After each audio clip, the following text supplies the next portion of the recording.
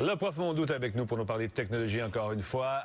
La technologie, c'est cet outil qui nous sert quotidiennement. L'Internet est un bel outil également. Oui, c'est un outil. On entend souvent dire que c'est technique, ben, que c'est neutre. Comprends-tu que ça rallie tout le monde? C'est juste un outil. C'est comme la base sur laquelle tout le monde va se rassembler, qu'on appelle ça intelligence collective ou, n'est-ce pas, démocratie participative. C'est vraiment neutre. Or, eh bien non, c'est n'est que la moitié de l'histoire. La techno n'est pas neutre, et c'est bien parce qu'elle n'est pas neutre. Pourquoi elle n'est pas neutre? Pourquoi elle n'est pas neutre, la techno? Parce que la techno porte en elle la volonté. C'est un peu comme notre extension. Je vais donner une image, un exemple, c'est-à-dire une hache. Toi qui as l'air un homme des bois, tu as déjà tenu une hache dans la main? Oui. Ah ben, tu remarqueras que spontanément, à moins de recevoir un coup sur la tête, tu ne la prendrais pas par le bout qui coupe, tu vas le prendre par le bout dont le manche est plus mince. C'est ça. Hein? Voilà, c'est ça qui ne marche pas. Et quand la forme est longue et qui est plus pesante, naturellement, on fait ce geste-là. Donc, ça veut dire que l'outil, en quelque sorte, porte un peu la mémoire du geste de bûcher en soi. Ah, OK. Hein, tu vois, il est conçu pour ça. Il est fait en fonction de ça. Donc, et la question, c'est que si la techno était effectivement neutre, on pourrait se rendre droit de s'attendre que les différentes cultures ou idéologies ou orientations aient donné différents résultats. Or, ce qu'on constate, c'est qu'il y a au contraire une certaine homogénéisation. Pas 100%, mais il y a des points communs. Des cultures différentes prennent les mêmes outils. Ou par exemple, pourquoi on fait des découvertes simultanément? Hein, l'histoire est pleine de techniques. Dans un moment dans l'histoire, bon, quelqu'un découvre quelque chose, hop, ailleurs dans le monde, quelqu'un découvre la même chose. Pourquoi ça arrive? Il y a une logique interne aussi à l'outil. Je vais donner un exemple aussi où la technique est porteuse. Prenons le rapport au temps. Ici, on prend pour acquis on est tous sur la même heure. Mais il y avait une époque où tu avais l'heure tu avais autant d'heures qu'il y avait d'horloges. Tu avais l'heure de la banque, l'heure de l'horloge de la gare, l'heure de l'horloge. Et qu'est-ce qui a fait qu'on a uniformisé?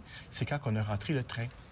Parce que si tu veux pogner le train, il fallait que tu sois à l'heure. S'il part à 15h03, il faut que tout le monde soit à la même heure. Donc, le fait d'avoir cette technologie-là, le train, le transport, a induit... Il n'y a personne qui a pensé à faire ça. Là, on a inventé le locomotive, mais ça a eu cette répercussion-là. C'est d'avoir homogénéisé le temps. Puis si on adapte ça à notre technologie moderne aujourd'hui, ça se traduit comment, tout ça? Bien, ça se traduit par le fait que c'est les deux dimensions. Hein? Par exemple, on va dire système de santé. On ne veut pas que les gens traînent dans les corridors ou qu'ils ont des mouroirs, etc. Et pourtant, ça fait combien d'années qu'on essaie de régler ça? Le système rend les choses compliquées. On sent qu'il y a une logique, il y a une organisation, il y a des rapports, des processus qui sont difficiles à gérer parce qu'ils s'opposent à nous, ils s'imposent à nous, je dirais. Un autre exemple, celle des caméras de surveillance. Normalement, on est tous basés ici sur le principe de la présomption d'innocence. C'est-à-dire que si tu veux traditionnellement te faire mettre sur code d'écoute, il faut aller devant un juge. Sur table d'écoute. Sur table, qu'est-ce que j'ai dit? Code d'écoute. Bah, même affaire. C'est vrai. Un abscisse inconscient. Alors, si on veut te mettre sur table d'écoute. Alors, il faut aller devant un juge. On va demander un papier et dire, OK, oui, t'as le droit. On a des doutes raisonnables. Mais quand tu te mets des caméras à circuit fermé un peu partout, tout le monde est filmé.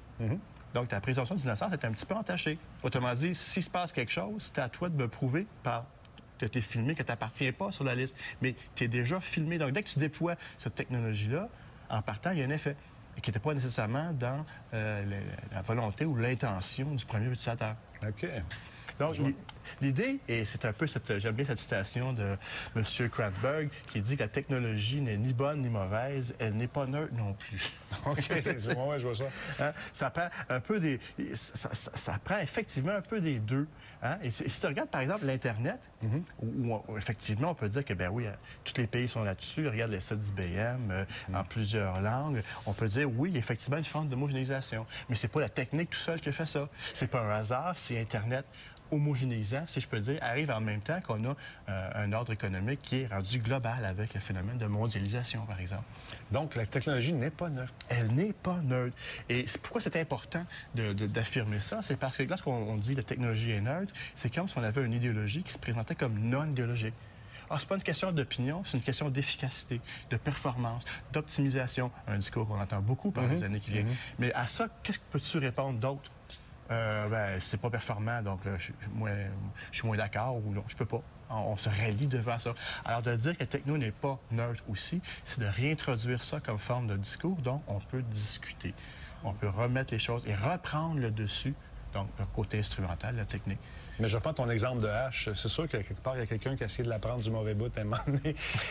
Puis c'est logique qu'on s'en serve comme ça. Il est dans le corridor de l'urgence d'hôpital. Exactement. Et la technologie, tout ça, on a moins de contrôle que l'âge, je trouve, dessus. Parce que ça a des ramifications qui sont beaucoup plus vastes. Je te disais que je fais partie de ceux qui trouvent qu'il y a une forme de surdéterminisme technique. Ce qui ne veut pas dire qu'on est rendu à la revanche des robots, qu'on n'est pas rendu là, mais on est rendu effectivement à une période où l'organisation technique, les rapports, les moyens deviennent pratiquement des fins. Okay. C'est-à-dire qu'on va dire, il faut faire ça parce que c'est comme ça que ça marche. Parce que c'est ça, qu'il faut optimiser les processus. Hein? On a des gestionnaires pour gérer les choses. On parle de bonne gouvernance plutôt que de gouvernement, par exemple. Le problème avec ça, c'est plus que d'être intervenant, plus que ça devient lourd, à mon avis, à gérer. Et souvent, avant d'arriver à une action concrète, il faut que tu passes à travers tous ces schèmes-là. Exactement. Qui viennent alourdir le processus avant d'avoir un résultat concret. Et quand tu dis on dit que la technique est nerd, bien, ça limite la discussion sur le terrain même de la technique. Tu peux pas en sortir. Alors, de dire qu'elle est aussi porteuse d'intention, bien là, elle redevient une forme de discours, elle redevient appropriable, si je peux dire, discutable dans l'espace public. On peut discuter des choses. Plutôt que d'avoir, c'est comme ça l'optimisation, c'est de même que ça marche. Il n'y a pas de discussion possible. C'est ça qui est ça, comme dirait l'autre. Exactement. André Mondoux, ce fut fort intéressant. Merci beaucoup. Je vous remercie. Je rappelle encore